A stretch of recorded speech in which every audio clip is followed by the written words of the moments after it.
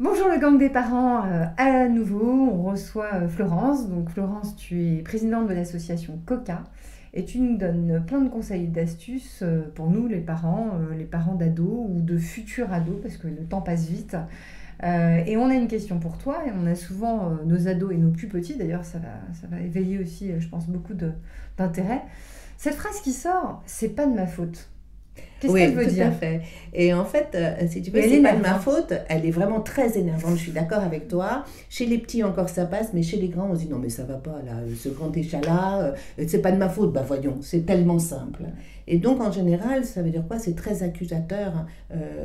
Quand on regarde un ado qui dit c'est pas de ma faute, la plupart du temps on a juste envie de lui dire bah c'est ça, oui c'est ça. Évidemment c'est pas de ta faute. On fait ça aussi avec les adultes. On est Bon. d'accord. Mais qu'est-ce que ça veut dire c'est pas de ma faute? C'est pas de ma faute. Quand on regarde le code de la route, si effectivement quelqu'un brûle un feu rouge, c'est pas de ma faute, il sait qu'il a brûlé le feu rouge, il est en responsabilité, et finalement, eh bien, s'il a un accident ou s'il est verbalisé, ben voilà, Les faits sont là. les faits sont là, et donc voilà. Quand un ado dit c'est pas de ma faute, en fait, ça veut dire j'ai fait une erreur, mais je sais pas laquelle. Je sais pas laquelle. Ça veut dire j'ai raté mon DST, c'est dire bah, c'est pas de ma faute. C'est pas la peine de lui dire bah, la prochaine fois j'espère que tu travailleras plus parce que vous ne savez pas si c'est le fait de travailler plus qui va être la réponse, la bonne réponse. Donc l'idée c'est encore une fois d'élargir le temps. C'est-à-dire que lui, vous avez un raccourci, il y a le résultat. Ça va pas, donc c'est de sa faute puisque c'est lui qui l'a fait. D'accord? En fait non, c'est de dérouler le cheminement. Pourquoi? Parce que le cerveau a un fonctionnement. Il a des liens qui se font au fil du temps et ce sont toujours les mêmes. Donc peut-être que la façon dans sa tête, la façon dont il raisonne, la façon dont il met les choses en place ne convient pas. C'est comme ça quand un enfant vous dit je suis mauvais en maths, je suis nul en maths. Ouais, Bah, je suis nul en maths, lui c'est sa conclusion, c'est la même chose que c'est pas de ma faute.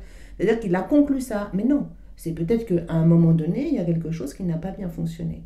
Et pour reprendre d'autres habitudes, c'est très long. Donc, c'est pas en lui disant fais ci, fais ça, il va falloir étudier la question. Il faut analyser, il faut vraiment Il faut prendre... analyser le déroulé de la situation et savoir comment ça s'est passé dans sa tête.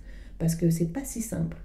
Et en fait, l'idée, c'est de l'encourager. Parce que si vous lui dites, si vous dites c'est pas de ma faute et que vous le regardez comme s'il était vraiment très très fautif et que vraiment vous ne le croyez pas du tout en plus, vous n'avez plus aucune confiance en lui, ça ne va pas du tout.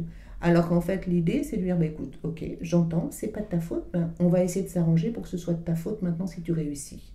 Et ça, c'est beaucoup plus encourageant. Après, c'est vrai aussi que quand on a parfois des ados ou des plus petits qui font strictement rien, c'est-à-dire qu'ils font pas leurs devoirs ou qui préparent absolument pas un contrôle et tout, c'est vrai que c'est pas de ma faute, du coup ça nous énerve en disant bah si, t'as rien foutu.